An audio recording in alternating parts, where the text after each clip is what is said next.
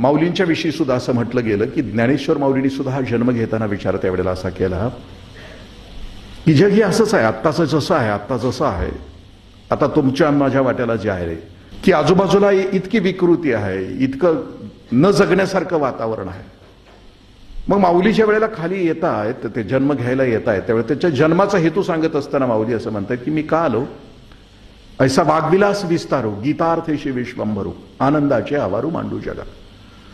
म्हणजे मी जन्माला आल्यानंतर मुक्तीची मावंदी घालेन, म्हणजे जीवनमुक्त माणसांना मी एकत्र आणीन आणि या कलियुगामध्ये सुद्धा अशा दुष्ट कपटी विकृत जगामध्ये सुद्धा मी माझा एक थवा निर्माण करेन. मी एक सकारात्मक माणसांचा एक थवा, एक मेळावा तयार करीन आणि त्या मेळाव्यामध्ये जी जी येतील त्यांच्या वाटेला आनंदाशिवाय दुसरं काहीच असणार नाही.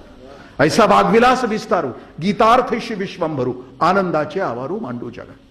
म्हणजे मी ज्ञानेश्वरी यासाठी लिहितो आहे की या विश्वाच्या भोवती मला एक कुंपण घालायचं आहे आणि त्या कुंपणाच्या आतमधले मुंगीपासून ब्रह्मदेवापर्यंत मला सगळे सुखी करायचे, त्यासाठी तो जन्म.